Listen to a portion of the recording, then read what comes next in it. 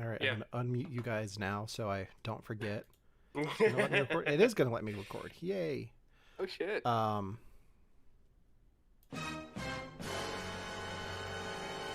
What was that? What was what? Devon, That. I don't. What? What are you talking about? How are you doing that? I may or may not have played with something in Discord, and now we have a soundboard. Oh my gosh, that's incredible. Is it all Jar Jar Binks? No, it's It's just that. yeah. Literally just that. I mean, it's perfect. For now. It matches Yeah. the horror theme of the movie we were talking about today. Yeah. My favorite part though is there's one here for just for you, Devon. Tell me.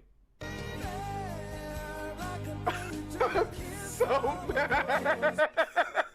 Wait, did you do that? Yeah. Did you make? Oh Yeah. gosh. Yeah. So Oh, whenever it's the you worst. start complaining about anything that makes no sense. You're just That's you're gonna throw that out. Well, Yeah. that's good because all of my arguments are very logical and well founded. So Yeah.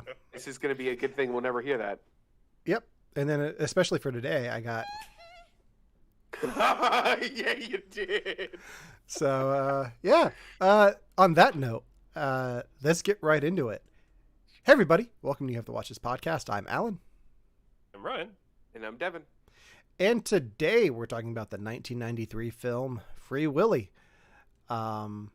This is Devon's pick, but before we get into that, we like to talk about things that we've been watching in pop culture over the last week, and we've got a bit to talk about today. So, I'm going to start us off with a show that I just binged the whole season of in 2 days with my wife, called Based on a True Story. Have you guys heard of this? I've heard of it. I heard it was really good, but I have no idea what it's about. It is about a couple who starts a podcast with a murderer. So there's a serial killer in LA, and they figure out who it is. And instead of turning him into the police, they start a podcast about him with him. What? And so he tells like his side of the story, and like they do it just to make the money off of the podcast. So You know what? That's great because that's exactly where these true crime podcasts are going. Like that's Yeah. legitimately where this craziness is going. That is the most 2023 premise I've ever heard. yeah, it's Kaylee Coco as the main murder podcast fan. Oh. And I haven't watched anything with her in it completely since 8 Simple Rules for Dating My Teenage Daughter. I never got into Big Bang Theory. But she's really good in it. She also did that. Oh, that like girl on a plane or Flight Attendant? that one. Yeah. One. She did that one. Did you watch that one at all? No. I heard she was really good in that too. Yeah. We kept getting ads for this on Peacock when we were watching 30 Rock, so we're like, okay, let's just watch this. So Let's just do it. yeah, so we did that. I'm gonna put my glasses back on because I look weird without them. Hey, don't you be mad about yourself. You look great, Alan. All right? I know. Don't you let I try. anyone tell you I try. otherwise. I can tell myself otherwise. But yeah, this is a really quirky show, but oddly very sexual. Like there are like it's very horny. Like the show itself is like leaning into sex stuff a lot, which is weird for Peacock. Which I was not expecting. Yeah. No. That's almost every show nowadays. So Mhm. I mean, Is this a trend? Am I not watching TV? Is this a trend I'm not picking up on? every mean- Shows new, are just horny now? well, I mean, every new show that I've attempted to watch or people tell me to watch and I do, it gets sexier and sexier and sexier and sexier as time goes on. The other thing that I have for We Watch This is not that way, but we'll talk about that in a bit. Okay. But yeah, I watched the whole first season. The season finale didn't feel like a season finale, but I kind of hope they get picked up for another season, because if not, I just wasted 2 days watching this. So Isn't that a shame about how like series will just get dropped like that now though? yeah, That has to be like a new problem, right? The new problem is series like this get picked up, they air, and they go out on streaming platforms for a year, and then they get pulled. Like Star Trek Prodigy is about to happen. Like they canceled that, and now they're pulling it from the streaming service. So if I wanted to watch it, I have to binge that in like the next week. That's crazy. Yeah. So I actually went online to buy the season, like the day I heard about it, because I'm like, I haven't watched it. I didn't care about it, but I'm like, I want to eventually probably see it, so I'll just own it. It's sold out everywhere the day they announced it. Yeah. Is that why they do it? To drive up like hard copy sales? No, they do it because they don't want to pay royalties to Gene Roddenberry's estate. That and like the actors. Like I don't think Kate Mulgrew was very cheap to get for that show. So if they take it off of the app, it's so dumb. That's why the writers are striking. Dumb. So pay your writers, pay your royalties, fix the system. That's what's going on with that, and it's dumb. But I could, like, Peacock hasn't started that yet. Paramount's doing it. HBO Max has done it with Warner Brothers. So I can see it happening again, but wow. Yeah. So for anyone out there that has an old show that's no longer being made, that's no longer getting new seasons, buy it as soon as you can, because I mean, Paramount's not doing well financially, so who knows if that streaming service is going to last a few more years or not. Yeah. But yeah, Devon, I believe you've been busy for the last month watching something. Tell us what you've been up to. Have you ever watched something and afterwards you feel like you're just a better person for having watched it? That is I cannot say that that's how this made you feel. It is exactly how this made me feel. Please tell me it's because you realized the mistake they made in continuing to make the movies after 4. No, not at all. So, for those of you who aren't following along, I watched the first 7 of the Fast and Furious movies over the last couple of weeks. And I just feel like a better person, a more complete, a more well-rounded individual for now understanding the plight of the Toretto family. And so you've only watched up to the ones with Paul Walker in them? I haven't seen anything post Paul Walker yet. Okay. Now, up to this point, the only one of them I'd actually seen was a bit of Tokyo Drift and Number 7. So now I get the full effect of Number 7 and get all of the references up to here. And I can affectionately say the first 3 suck. Like, I don't know. No.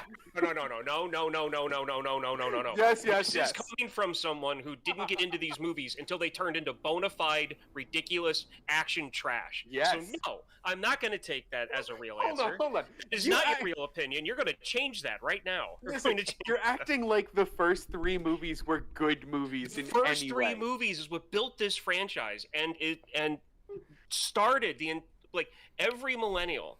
Every elder millennial who's into cars, I guarantee you almost 80% of them will say that the first Fast and Furious movie was part of what got them into the car scene. I will accept that. I will not accept that there's any millennial out there that thinks Fast and Furious 2 or Fast and Furious 3 Tokyo Drift did anything for them. No, Tokyo Drift got me. It is specifically why I am into Japanese domestic cars. Really? They are the reason why every single one of my Hot Wheels cars, that I've got more than 200 of them, are all Nissans, Toyotas, Hondas, and Evos and everything else. And you will find that inside the JDM scene all over this country. That Tokyo Drift, yes, very questionable on movie quality, but what it did for American car enthusiasts for that scene was probably the best thing that could have happened. I love this. You've got me so agitated, Devin. No, but this is perfect because I don't know cars. This is why I love talking to you about these things. Because in the movie, I would just go, "That's a cool car. That's another cool car. Oh, look, that's his black car from the first one." Yeah, oh, look, you don't know what these cars represent, what their history are. None of it. Why they're important. you don't get it, and that's why you don't like the first three movies. That's why, even though I just did this giant rant, I understand where you're coming from. Yeah. Unfortunately, you're coming from the point of view of why I don't like this movie series. Because for you then at 4, where they did the reboot, so right, 1, 2, and 3 are pretty car heavy movies. Yeah. With some questionable effects, questionable acting, questionable plot lines, and questionable logic about the cars. Yes. also that. Well, I mean, in some of the shots, you literally watch the cars brake as they're like landing a jump, and then they're fixed driving later. And then they're fine. They don't edit that shit out, and that's what I love about it. But at that point, it turns into an action movie series. Yeah. And the cars are there. They definitely still like fetishize the cars in the same way, but they're not the focus like the original one was. Yeah. Like my biggest hook in the first movie is when the one guy goes on, he's like, man, I've got that ADHD crap, whatever that is, and the engines just calm me down. And even though that is the most ridiculous thing I've ever heard, that connected me as a young kid to the movie. I'm like, hey, look, there's this character that has what I have. And then I started realizing that other people who were into cars were kind of like me. And then that's when I just kind of steamrolled into it. Like, I never became a mechanic or anything, but I definitely but it definitely got me to think about the heritage and the history of cars. That wasn't my takeaway from the Fast and Furious franchise up until movie 7. I'm going to be entirely honest. But maybe I'm watching them incorrectly. But I was more distracted by things like the progression of Paul Walker's accent throughout the course of the movies. I was more interested in the vague background of whatever Gal Gadot was supposed to be in those movies. Just such ridiculous, but I love it. I love it. And I cannot wait to watch the rest of the movies. I've only got 3 more, but it is now top of my list to finish these movies. I cannot wait. Good. I really wish that you would have been stateside because I would have loved to watch the first 3 movies with you. Well, we got to rewatch them then. Okay. I mean, you two could do a whole commentary thing on them if you want for the show. We almost should, because Ryan's going to have more about cars than I have, and I'm going to have more of the ridiculous action. I mean, even this is where I'm at with these. In the first movie, you keep hearing Tom go, "You got to get me a 10-second car. Get me a 10-second car. Oh, I got to get you a 10-second car, Tom." That's what he sounds like. If you two want to record something for next week for that, I will send me the file and I'll put it out. I'm not mad. We might actually do that. Yeah. Okay, we'll think about it. Yeah. So I've been binge watching a thing as well. It's not a movie franchise, but it is about family. No. I've been binge watching Succession on Max. This is top of my list. How is it? I have 1 episode left. I wanted to finish it before this, but I ended up sleeping half the day yesterday, so I got a late start on Free Willy. It's insane and terrifying and entertaining, and it's like a train wreck you can't look away from. This family is so dysfunctional. But there are moments of levity in it that are just insane. At one point, the one son just has a whole rap song dedicated to his father, played by Brian Cox, who was Stryker in the X-Men movies, X2. What got me to watch this show is they just aired the final season a few months ago, and there was something that happened in the final season that I was like, oh, they do that? I'm going to have to watch this show because I'm curious how they handle that. Mm-hmm. Which with the title Succession, it's kind of obvious what they do eventually. Yeah. But the way they present that, and I'm not going to say what it is that happens because I don't want to ruin that for you if you don't know. But the way they present it is just like a bombshell in the middle of an episode that you don't expect, and there's a 27-minute one shot of the characters reacting to that. And to the American Civil War. There's a little bit of that, yeah. Oh, is there really? There really is, because there's a whole thing about elections and the political landscape that we're in now, but it's like turned up a few degrees, so it's even more hostile. But the acting is phenomenal in this. The cinematography is great. If you haven't watched this show, I highly recommend it. I will report back on what I think of the finale, because I really wanted to have it done before the show today, but I ended up going shopping all morning because I woke up at like 6 and just needed to get out of the house because I've just been packing like crazy. Sure. But yeah, if this is on your list, Devon, I think you'd really enjoy this. The other thing that got me to watch this is I saw clips of this on TikTok where people put the narration from Arrested Development over top of it. And if you go into it as a serious Arrested Development, it works. Oh, incredible. But and there's not really a sexual aspect to this, but the one character, Roman Roy, played by Kieran Culkin, Macaulay Culkin's younger brother. He just makes sex jokes all the time, and they're not funny. Like, they're funny to him, but it's just like so off-putting. And then sounds perfect for Kieran Culkin. That sounds like what I want him doing in my thing. And then Alan Ruck is just playing like the older version of Cameron from Ferris Bueller's Day Off.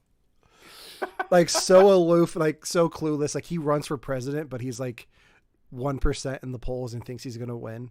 Like, it's so weird, but he's probably my favorite of them because he's not a complete asshole. He's just an idiot. So that was one of the comments I had heard about this, is that it's hard to get behind any one person. Yeah.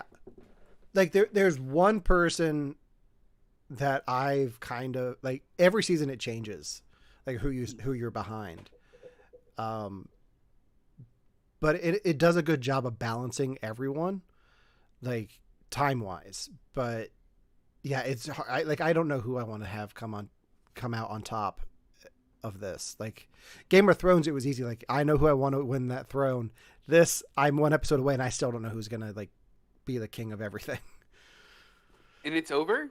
It's over. Yeah. They just had their final season. So someone actually is the king of everything. I don't know. I haven't seen the finale yet. I can't wait for it to be Bran the Broken. Yeah. If it is, I'm just unsubscribing from Max completely. Hopefully the building comes down.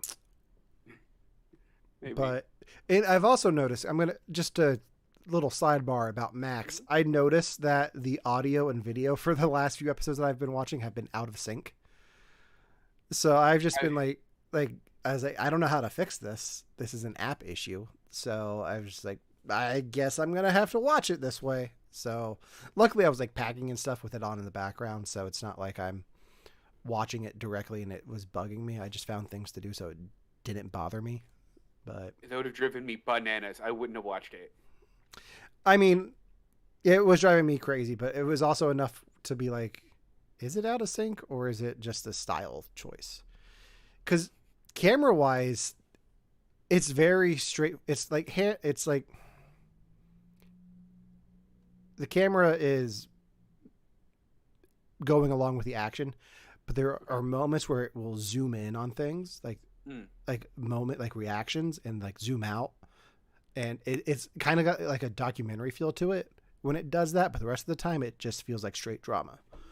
But those zooms are a really interesting tool that the show uses to emphasize the characters' reactions and moments. So that's interesting. I like unique camera work. You might have sold me more on this. Yeah. And Brian Cox is fantastic. Like I see why this show has won the Emmys that it has won. So yeah. Good. I can't wait to watch it. Yeah. I highly recommend it. So on that note, let's talk about Orcas. Let's do it. With Devon's pick for the week, Free Willy from 1993. Devon, why did we watch this week? Sorry, because Orcas have been bullying boats, and I love it.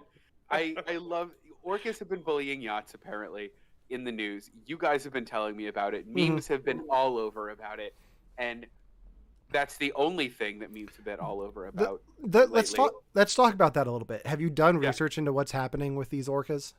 I don't actually know what's happening with the orcas. I just know that memes exist. I will summarize what is happening. Okay. There is a pod of orcas near Spain, with one orca who's been training other orcas to attack boats and how to do it. Yeah. The theory is this orca had a bad experience with a boat, whether it was an injury or they tried to capture her. She just hates boats and has slowly been training the other orcas to attack yachts and sailboats, and they've sunk a few boats. No one has been injured. A lot of I think the one boat that sank during the tow with the Spanish Navy. But yeah, so they've pretty much just been attacking the super rich, which after watching Succession, go for it.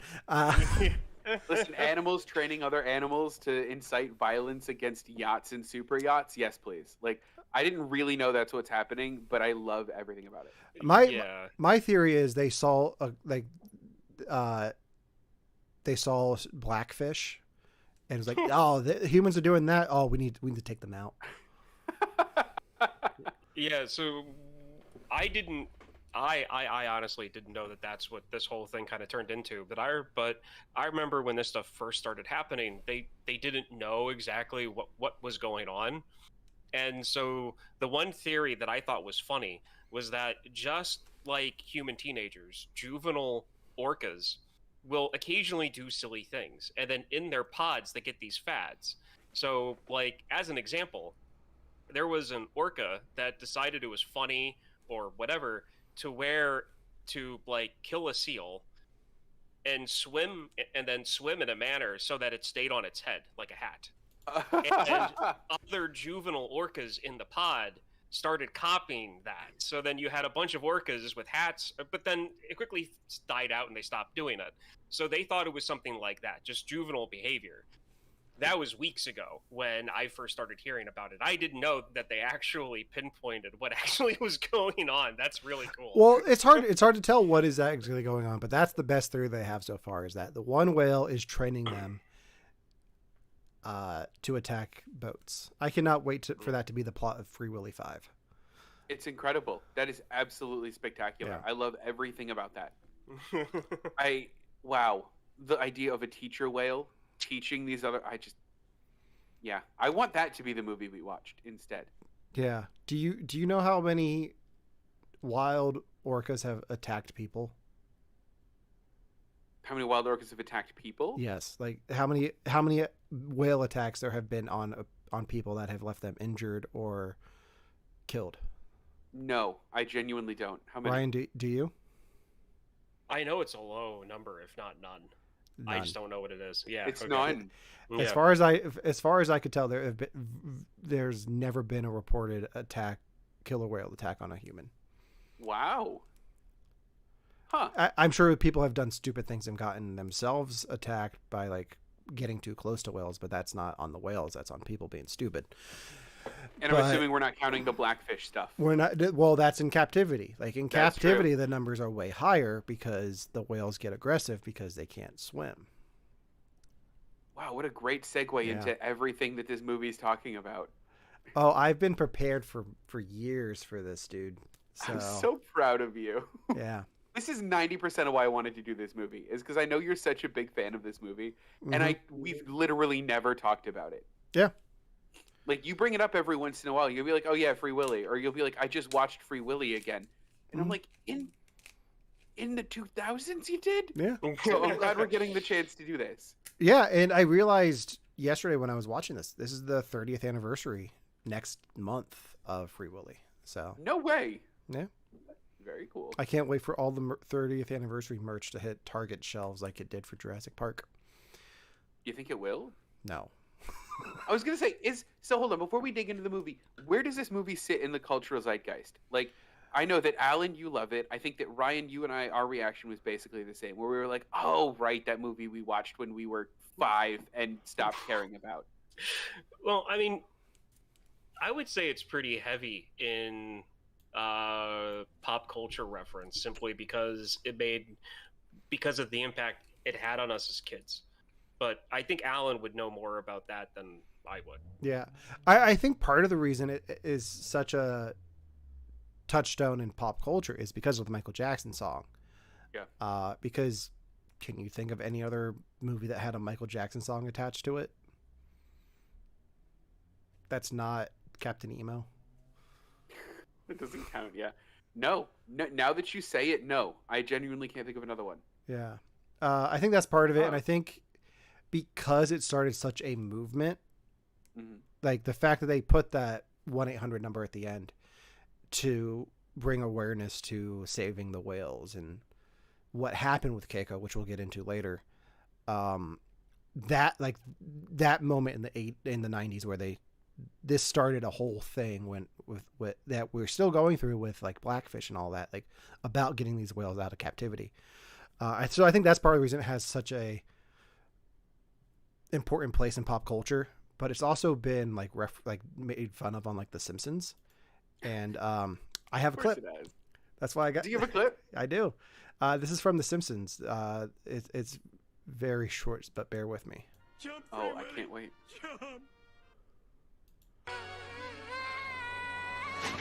Oh no, Willy didn't make it. Ugh, what a mess. Oh, I don't like this new director's cut. So that's like that to me, as big of a Simpsons fan as I am, that's the first time I saw something that I knew from pop culture get parodied on The Simpsons. That stuck with me. It's like, I know what they're making fun of. Like, I get it. Like when I started watching The Simpsons, I didn't know Star Wars. I didn't know like anything else, but I knew Free Willy. So when I saw that, I was like, they just made fun of Free Willy. How dare they? But yeah, so. Oh, incredible. I didn't know about that. How early is that clip? Because I'd never seen that before. That had to be 95, I think. So that would have been like season 7, 8, somewhere in there. Got it. Okay. The golden years. Yeah. I can look it up. So Devon, what were your thoughts? Like, you picked this to watch. What was your reaction to it? So first off, the movie made me really, really mad because I watched Blackfish. I think I'm 90% sure I watched Blackfish and ran onto this podcast to talk about it. So I'm sure it's in an earlier episode. But I watched Blackfish. I love Blackfish. And in my mind, that was the first time I had ever heard about whales being treated badly in captivity. That's the whole point of this movie. I knew it since I was 5. I feel bad for not having remembered the message of this movie much longer. But otherwise, you know what? I think this movie holds up. Right? Like, I had been trolling IMDb reviews of this movie for the weird and wacky, and generally people are like, well, the movie would never happen in real life. Yeah, all right. Like, if that's your reaction to this movie, get out of here. Like, of course it wouldn't. Like, but I think the movie holds up. I liked watching, like, him in the background of, like, learning to interact with this whale, or, like, what the back end of, like, a water park looked like. I don't know. I thought it was a good movie and really enjoyed it. Ryan, what did you think? It reminded me about a bunch of stuff that I forgot about it. But I liked it more than I thought I would as an adult. I'll put it that way. Simply because I remember watching this a lot when I was in elementary school, and then I remember getting bored one day and we had the VHS, and I'm like, I'm gonna rewatch this. I was like in 8th grade or going into high school or something, and I got like 5 minutes into it, and I'm like, okay, I'm gonna put on something else. And that was the last time that I ever attempted to watch this movie. So pre-2000 was the last time I saw anything on this. I enjoyed it more than what I was expecting, but having Tank Girl as the trainer it definitely threw me off, because I know her from Tank Girl and other stuff more than I know her from this. So see her, Yeah. so Lori so like Petty. seeing her, yeah. So like seeing her in more of like a kids movie role is very not off-putting, but it kind of threw me off a little bit. Like I like when I see her, she's doing more adult-centric dramas and comedies. I just googled Tank Girl. I didn't know that was even a thing. You didn't know? Oh God, I've never seen Oh, that you either. need- So, Oh, you two are in for a treat. That's going on the list. What's going on the list? Ugh. this is not a movie that I've sought out to watch. Like, it's one of my feel good movies. Like, growing up, this is one that I watched on VHS like a lot. It was one of my go-tos. Like, I remember the commercials promoting the trying to build him a bigger tank Yeah. on it. I think that came with the second one as well. But I did watch this a few years ago when I went to the beach with my family. My niece wanted to watch something, so I put it on for her, and she loved it. So then I had her watch the second one, and she loved that too. Didn't show her the third or fourth one because I think I've seen the third one once and wasn't a fan, and I've never seen the fourth one. Because the fourth one they did about 10 years ago with Bindi Irwin, Steve Irwin's daughter. Oh, did they really? Yeah. Oh. Which one is the treasure hunt one? Like, there's like Free Willy on Treasure Island or something. No, there's It's that one. It's Bindi Irwin. Free Willy, Yeah. Escape from Pirates Cove. Oh, is what I that's meant. it. Yeah. Gross. Yeah. I've never seen that one. I thought about watching all of them, but I've just been so busy that I can vouch for two. Two is good. But yeah, I've always been fascinated with killer whales and orcas because of this movie, to the point where I wanted to go to SeaWorld as a kid, and we were scheduled to go, and then my sister got chicken pox. Aww. So, and then, it's still on my list to see an orca. Like the top of my bucket list is to see an orca either in the wild or, if I have to, in captivity. Like, I just want to see one. Like, I just want to see one with my own eyes in real life. You should. Yeah. You absolutely should. So hold on, we have to do this question now. Have you seen an orca in real life, Ryan? Yeah, I did when I was younger. Unfortunately, it was in captivity, though. This Okay. was, I'm talking like mid to late 90s. So this was back when, like, the whole, this movie came out and they were trying to get these whales free. And, my little mind, I didn't, know any of the course stuff you don't. behind it, but still. Yeah. I mean, it was a dolphin show and they had the orca come out. It was small. It was smaller than I thought it was going to be. But it was still cool to see. Yeah. So. Yeah, I mean, I've done the same. I've seen, when I was much younger, I'd seen an orca show, and I think it was actually SeaWorld Florida. So, but I never got like close, like not as close as this lucky little kid did, because it would be so cool to work with them. We were going to go to SeaWorld, Ohio, because that was a thing in the 90s. Yeah. SeaWorld Ohio? Yeah. I It didn't know that was. existed. Yeah, it didn't last long. But yeah, that was going to be our trip to SeaWorld. Oh, incredible. All right, so Devin, you had us watch this. Yes. What were your big takeaways from this movie? So the only thing I remembered from the movie originally was the scene where he raises his hand and the orca jumps over his hand, and the Michael Jackson music plays. Found out that was wrong. That's not how that scene goes. Generic inspirational music plays. Then they cut to Michael Jackson's song over top of a montage of orcas at sea. Didn't know that. But rewatching the movie, there were a couple of pretty major takeaways for me that I was really pleasantly surprised were included in a movie so early. So I really loved the anti-capitalist undertone of this movie, and I don't want to get too heavy into politics or anything, but I love the fact that the owner was like, "This orca's costing me $1 million," and that was his big thing, and that's why they wanted to kill the whale, was for insurance money. Whoa, didn't realize it was like that. I learned in the IMDb trivia they wanted to film this at SeaWorld, and then SeaWorld did not like that message that they had. Can you change the ending of this? And they're like, no. That's the whole deal. Richard Donner's like, no, we'll go somewhere else. So So hold on, where did they go? Did they build this set for this movie? So the film takes place around Portland. Okay. Or Seattle. It takes place in the Northwest, but for the Keiko stuff and all of the tank stuff, they filmed that in Mexico. Interesting. Okay. I have the name here somewhere. I thought I did.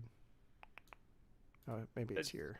I'm going to say that it's Seattle because the guy's wearing a Seattle Supersonics hat. So yeah, they filmed the Keiko stuff at Reno Adventura in Mexico City. Got it. Because that's where Keiko was. So they kind of like covered up all of the Spanish stuff and replaced it with Northwest Park.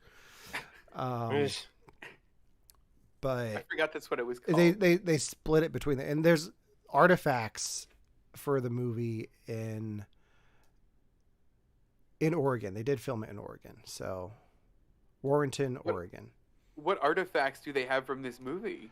Like some of the signage from the park, sure. And like the whale statue that is outside of the thing. Mm-hmm. So, okay, watching this again. So, first off, it sounds like, Alan, you haven't seen this movie as much as I thought you did. I thought this was a pretty common movie that kind of popped up. I mean, I'll watch it maybe every 5 years or so. Okay. Not like every couple of months, like if this is like, I'll watch this one every few years, not like every few months. Because this is like one of my safety movies, like one of my comfort movies from when I was a kid. But I went on the kick a few years ago and got the necklace back from Free Willy 2 because I had it as a kid. Then my mom took it away from me because my sister's chipped her tooth with it. So I was like, I'm an adult now. I have adult money. I'm going to buy a Free Willy necklace. Oh, I'm so glad you did. Yeah. But were there any takeaways that you had like I had where you're like, this is a different movie as an adult? Or like, I didn't realize this is an adult? The whole reasons behind why they wanted to kill Willy makes more sense. The biggest takeaway for me, and part of the reason I got back into Free Willy, was a few years ago. I learned how much of this movie isn't actually Keiko, and how much of this movie isn't Keiko. About 30% of it is actually Keiko. What? Yeah, the rest of it, they had 2 animatronic whales that they used, and Keiko's not even in the sequels. Like, those are just the animatronics. I couldn't tell. Where were the animatronics in the... Was it like when, like the underwater shots of it, like... Anything with him, like, on the whale. Yeah. Like, a lot of the close-ups, anything with him interacting with the whale was most likely animatronics. Really? So even when he's, like, petting the tongue? I don't know about that. Okay. Because there were some things that the puppeteers couldn't mimic when it came to the actual whale. So there was times where he probably did interact with Keiko, but like insurance wise, they have to be very careful with a kid. But the fun fact that I learned is the animatronics were so real that when Keiko saw them, he really, really liked them. Yes. So, get it, Keiko. Yeah, girl. he freed his Willy, if you will. Oh, gross. Wait, hold on. Where is it? There we go. I'm so happy we have a soundboard, guys. Yeah, me too. Next level. Ryan, did anything surprise you about this one? Like, as an adult? I totally forgot about the message that you were talking about. Like, just like the capitalist sleazeball thing going on. And it reminded me again about how much I know this has come up a little bit recently for me, but it's reminded me why I don't like kids. Particularly the thing with all of them pounding on the glass that made him flip out and like ram the windows. Like, I'm sorry, but any rational adult should be able to look at their kid and understand, oh, there's an animal here that uses sound to see and to know its surroundings. Maybe my 5-year-old pounding on the glass maybe not be such the best thing to do. And he reacted the way you would expect an animal to react to something like that. So it doesn't sound like you have a problem with the kids. It sounds like the parents then. Oh no, it's all of them. It's the parents not controlling the kids, and the kids being out of control and not having forethought to like maybe not bang on the glass. It's also I'm probably being irrational. It's also the staff at the park who's not down there being like, "Hey, don't pound on the glass." Yeah, Don't do this thing you're doing. Mm-hmm. Yeah. Yeah. So there's that. I really liked the dynamic of the adopted father, like trying to learn this thing as it goes, because I've seen that actor before, but the character that he was playing, I could totally see an interaction between him and his wife that they didn't film, where she goes to him and's like, "We should adopt a kid," and he's just there trying to eat dinner, going, "Okay, fine, we'll adopt a kid." And like that's the attitude he has throughout the entire start of it, of him like, "I don't know what the rules are supposed to be. I guess you're the one that knows yourself, so what should we do?" Like you're asking a kid what he thinks which I have to say, they did an amazing job de-aging oh crap, what's her name? I just had her name in my head the entire time I was watching this movie. Meg Ryan. They did an amazing job de-aging Meg Ryan for that role as the kid. You cannot tell me that he does not look like a young Meg Ryan in the mid-90s. I now can't unsee it. I wasn't thinking that, and now it hurts. I say that out of respect to Meg Ryan. She's one of my favorite 90s actresses. I'm not making fun. I'm just pointing something out that I just couldn't get out of my head the entire time I was watching this movie. But I really liked the dynamic of the adoptive parents trying to find out their own role in the whole parent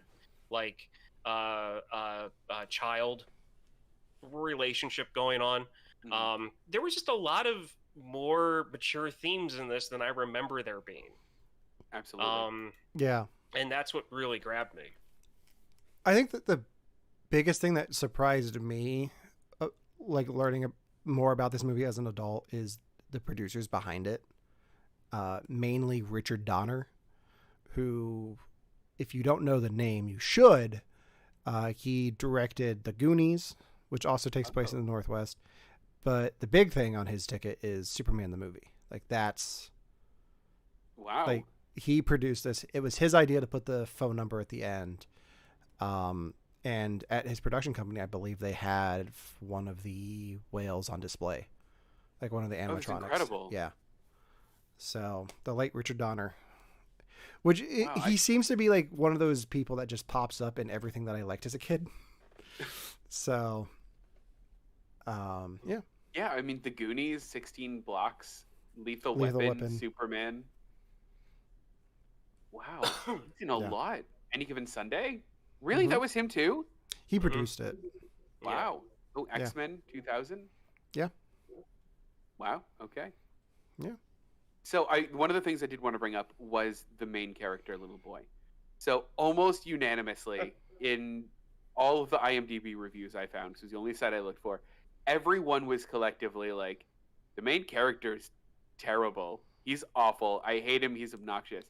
I don't think he's obnoxious. I think he's a very specific brand of 90s little boy.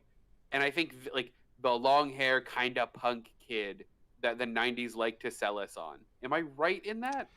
The way that I saw it was that he was a troubled kid, and I feel like a lot of these reviews are looking through things in like post 2010 eyes, where in the 90s children's mental health was in its infancy when it comes to broad, like where that was a big thing, where people actually took a deep dive into that.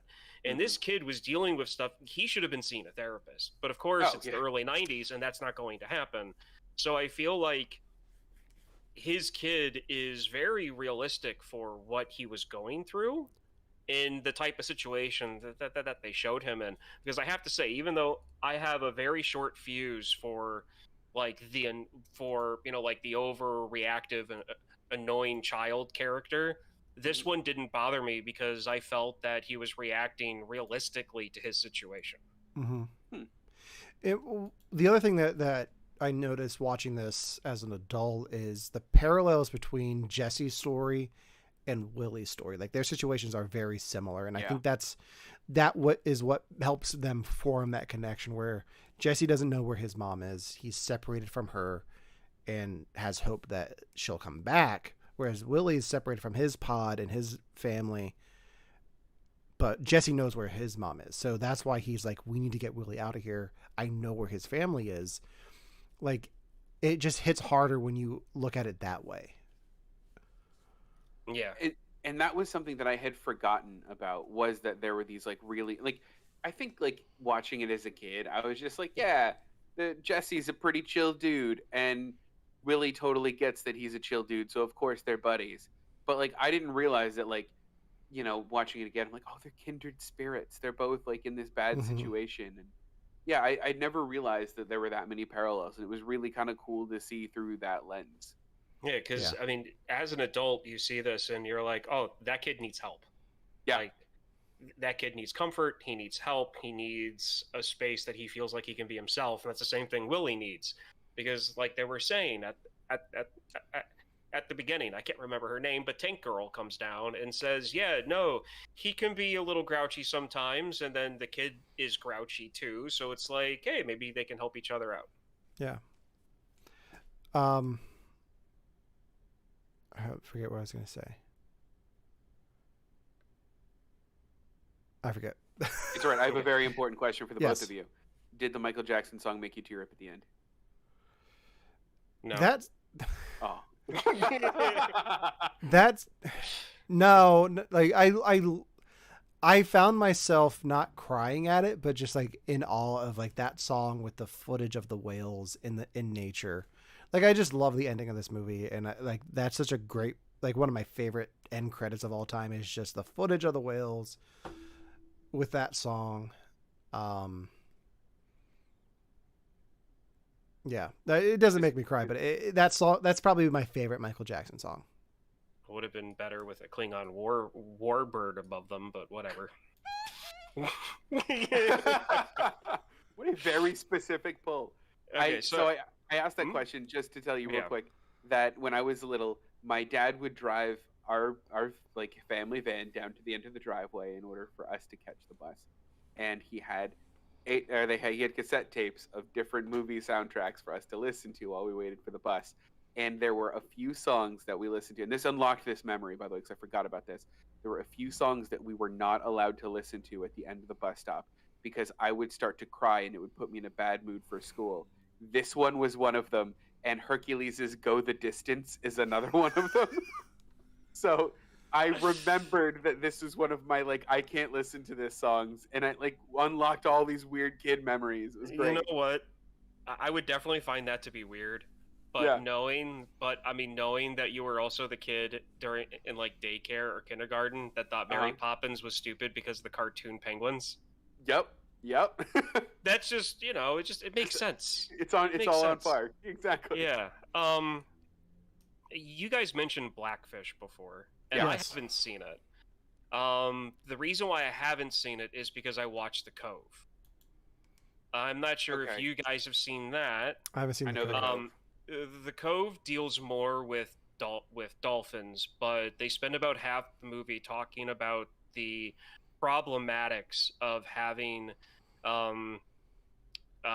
sea mammals that use acoustics when it comes to being in a tank. And that's why I haven't seen Blackfish, because I don't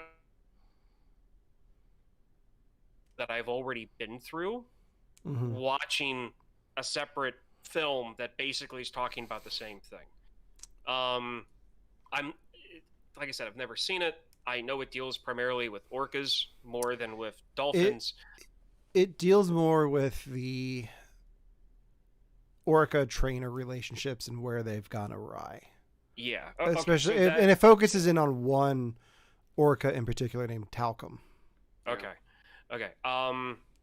So that's not exactly what I was expecting Blackfish to be about, but that's kind of in the same ballpark. Mm-hmm. The things that they talk about in the Cove make me very about talking about whales, orcas, dolphins in captivity, and that's kind of why I was a little before when I said unfortunately I saw an orca in captivity when I was younger. Yeah, they talk about how their sonar systems, for lack of a better term, because I don't know what the scientific words are for it, but like their sonic abilities amplify in these tanks to the point where they can't talk like they can't sing or communicate. If you have like a small pod of dolphins in a tank, they can't communicate effectively because of the echoing that they get inside the tanks, and it amplifies it at the same time. Yeah. So if you think about you being stuck in a tin can, and every time you say something to someone right next to you, it times it by 3 and then echoes for minutes on end. Yeah. I mean, especially in the 70s, I know one of the first orcas to go into captivity kind of drove himself insane and like was bashing his head up against the tank and gave himself an aneurysm. But the alternative to like do you guys know the story of what happened to Keiko after this? After Free Willy? I know nothing about. I know that didn't SeaWorld like get Keiko, and like I remember SeaWorld was like, we've got Willy, come see Free Willy. So this is what happened to Keiko after Free Willy. It's gonna get a little dark, not dark but sad. So they moved Willy from his tank in Mexico to the Oregon Coast Aquarium, where they built him a tank. Like that was one of the commercials on Free Willy 2. It was like, we're building this tank for Keiko. Like we're moving Keiko out of the small tank into this larger one. And then after that, they started training him in like a little cove, kind of like what he was in at the end of the movie, built for him so he could train to go back into the wild. Oh, wow. They started that in 1998, and in 2001, they released him into the wild, or 2002. Great. The thing is, when they reintroduced him into the wild, he had a hard time connecting to the pods. I think they released him in Europe. He had a hard time readapting to. They moved him to Iceland, from Iceland to Norway. He would occasionally approach groups of wild orcas, but remained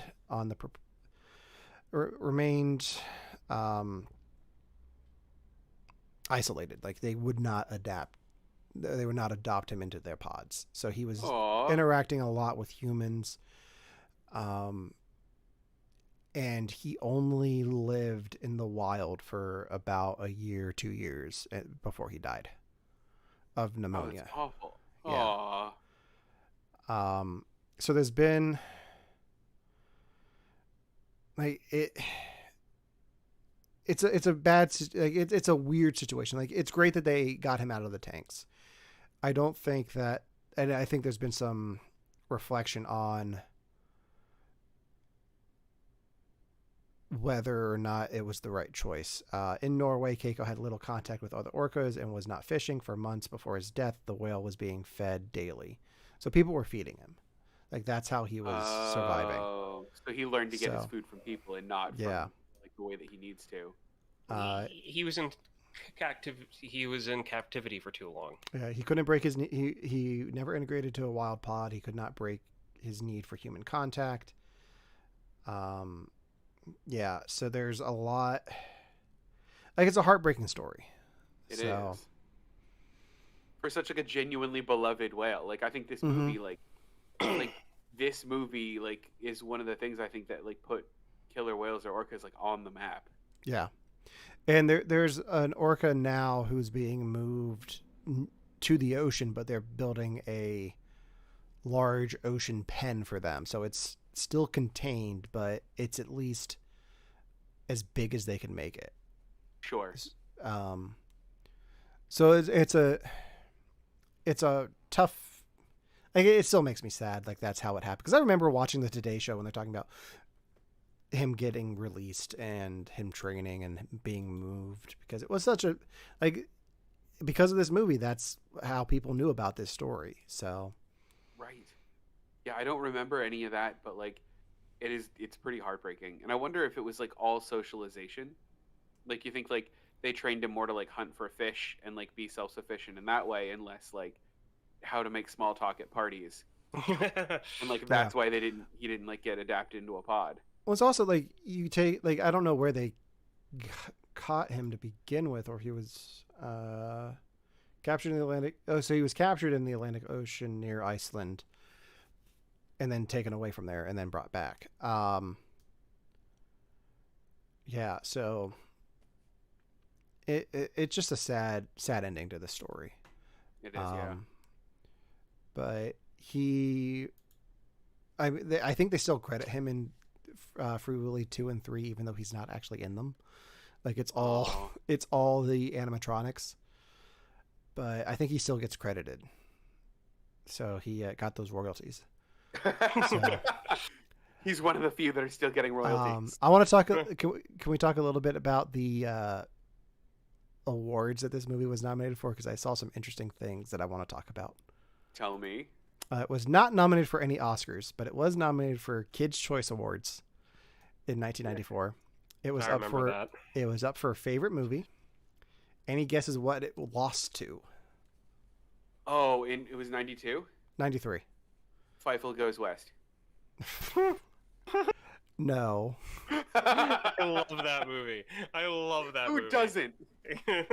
Ryan, do you want to take a guess? I honestly can't think of anything else from 93 to give Jurassic Park. an honest Jurassic. Oh, okay, yeah. okay. Lori Petty was nominated for favorite movie actress. She was nominated with Bette Midler for Hocus Pocus, but lost to Whoopi Goldberg for Sister Act 2. Fair. Other one. That's it for the Kids' Choice Awards. It was also nominated for the MTV Movie Awards. This is where it gets interesting. So for Jason James Richter was nominated for Breakthrough Performance. Okay. He lost to Alicia Silverstone. Another notable entry in that category was Ralph Fiennes for Schindler's List. Ooh, what a comparison. Yeah. The movie won for Best Song, I believe. That's fair. It won for Best Song. It was up for a song. It was up against Bruce Springsteen for Streets of Philadelphia from Philadelphia. Bryan Adams, Rod Stewart, and Sting for All for Love from the Three Musketeers. I didn't even know that was a thing. What a weird year. UB40 Can't Help Falling in Love from Sliver. The Proclaimers, I'm Gonna Be 500 Miles from Benny and June. Okay, it's not better than that song. And Celine Dion and Clive Griffin, When I Fall in Love from Sleepless in Seattle. It is better than that song. The one that caught my attention was it was nominated for Best Kiss for what? Jason James Richter and Willy. It lost, but this is what it was up against: Winona Ryder and Ethan Hawke in Reality Bites, Kim Basinger and Dana Carvey in Wayne's World 2, Patricia Arquette and Christian Slater in True Romance, and the winner of Best Kiss that year was Demi Moore and Woody Harrelson in Indecent Proposal. Oh, did it at least tell us that did this like come in second? Like, was he better than like 2 of the 3 kisses? I mean, I don't know, but I saw that and I was like, It's incredible. that's incredible. It was such a weird year. That was the year my family moved to Pennsylvania. Oh, really? Well, Yeah, it was that summer. listen, I'm not saying correlation equals causation, but Ryan, you did this. Yeah, it happens. You did this. The last thing I want to talk about with the legacy of this movie Mhm. is, do you guys remember in the 90s when everything had an animated series? Oh yeah, that's right. This had an Animated show. series? No, This it Yeah, had an didn't. Devon, pull animated up the series. stream now because I have an image up that you need to see. This had an animated series called Free Willy, where it was Okay. Jesse and Willy, like doing nature stuff to protect the whales, and Willy talked. What? Yeah, he was a talking whale. How? What? Why? Why not? It was the I 90s, hate- man. They had a I hate- Mask animated series. They had a Beetlejuice animated series. They like That- Fair. everything. That had- poster looks like something that belongs on Adult Swim. Doesn't it? That looks like an It Adult looks like Swim a series. it looks like a parody. That's totally Yeah. fair. It's not. It's Oh. real. Yeah. You know what it looks like? Oh, what was that show from the Critic? Mm-hmm. It looks like something from the Critic. Yeah. So one thing that I have to say is I don't know what it was about this past week. It might be because everyone else is seeing the whole thing with whales in the news right now. But like with work in my van, if I'm not listening to music, I'm listening to local NPR station. And I think this past week I heard 3 separate interviews that had to do with whales.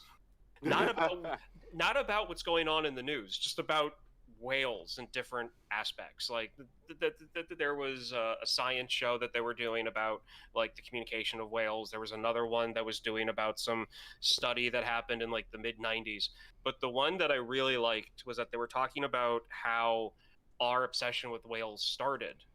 Because up until the 60s, the late 60s, no one really cared about whales. In fact, whales were being hunted by every country still to be used for different industrial means.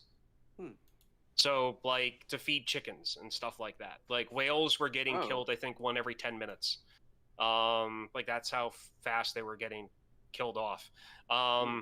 Until this guy who used to be in the Navy started working with a scientist that had to do with like sound and like insects, and he came across whale songs for the first time, and he was also a amateur jazz musician, and so he realized the cadence in the whale singing and was like, this is important. So then he eventually, through a roundabout means that I can't remember right now, linked up with another scientist, and then they came out with their whale songs album. And they basically worked with a bunch of other people in the music industry. And in the early 70s, you start seeing whale sounds and whale songs start popping up in random aspects of pulp culture. And that's when everyone's obsessions of looking at whales as, oh, look at these magical creatures, and not, oh, look, industrial things. And so it's the modern day equivalent of duetting a cat meowing, basically, on TikTok. Well, there was a top 40 song in the early 70s. I forget the artist's name, but she had a top 40 song for a few months that had like whale songs in the actual radio hit. I wish I was recording the interview they were doing, but it was a Science Friday episode from like 2018 that they were replaying. I mean, that's very cool. Yeah, so like this whole thing with whales and like what got, Free Willy started, this whole thing really started in the early 70s, and prior to the early 70s, no one cared about whales the way they do now. Yeah. Like they just saw them as things to be used instead of things to protect. So this whole thing about how we feel about whales is really newish in human history, It's very cool. or at least the way we view it. Devin, any final thoughts? Yeah, Alan, hit me with one sentence explanations of what the sequel and number 3 of this movie are like. I don't care about Pirate Cove. Number 2 is about Jesse reuniting with Willy when he's on vacation with Randolph's there, and there's an oil spill that affects Willy's siblings. So like there's a huge oil spill and they have to like help the whales from getting sick and dying. Sure. And then there's a huge fire and the oil catches fire in the water, and that's the movie. And you meet Jesse's younger brother, Elvis, who is it's interesting. And there's another Michael Jackson song. But there's an interesting dynamic there of the Greenwoods adopting this other kid who also has issues from their mother. It's fun. I like the second one.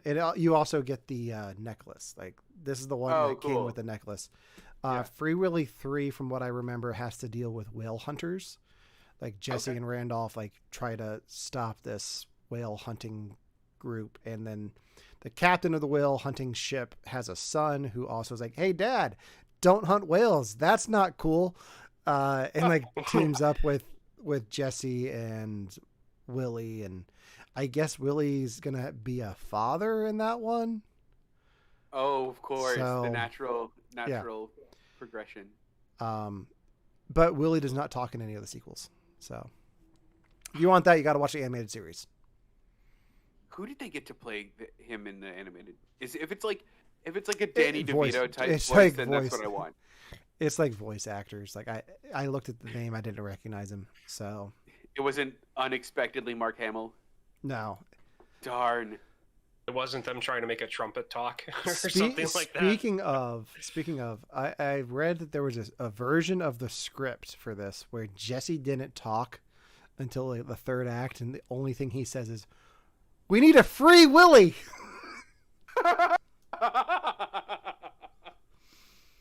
Which I want to see that version of the screenplay. Like I just want to find that. Yeah. So hold on before we sign off here. Did you guys all see the IMDb storyline section for this? no. No. The only part that matters is it's basically about fishermen separating young orca from his parents, blah blah blah. But when Willy is a dud in front of the audience, the marina owners plan some bad things, and the boy and his friends must try to, major spoilers, free Willy.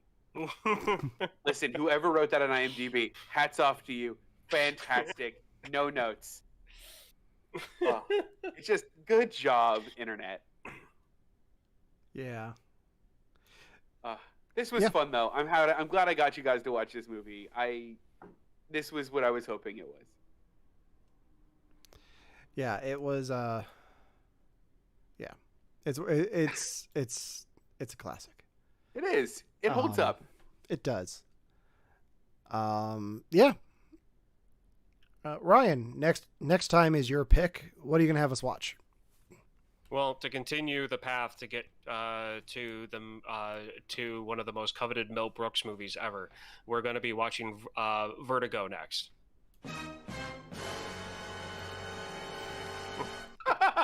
Every freaking time. This is such a long walk to Spaceballs. Not Spaceballs? I know, yeah. I know. Gonna hurt you. Between Dracula, dead and loving it. this. Yeah. Oh, Okay. I can't wait. Good. So Vertigo. Okay. Yeah. All right. I don't think we're going to be doing a show next week because of the 4th of July holiday, and I'm moving. So the next time you see the show, I will not be in this setup probably, but maybe, who knows? It'll just be less behind me by then. So Make it look identical. I don't know if I can, but Continuity. yeah. In the meantime, you can follow You Have to Watch This Podcast on Instagram and Facebook. subscribe to our YouTube channel, and listen to You Have to Watch This podcast on all major podcasting platforms. And leave us a review if you can. You can find us at Harrisburg Pop and Comic Con coming up in August on, where is the page? I just had it up. August 26th and 27th with our friends at Rum Runners Podcast. They'll be joining us. We'll be doing some giveaways. We got some fun stuff to give away. And we're just adding more to it as the time goes on. So see us there. It'll be a lot of fun. Until then, for You Have to Watch This podcast, I'm Alan. I'm Ryan. And I'm Devon. And take it away, Homer. Jump, Free Willy! Jump! Ugh, what a mess. Oh, I don't like this new director's cut.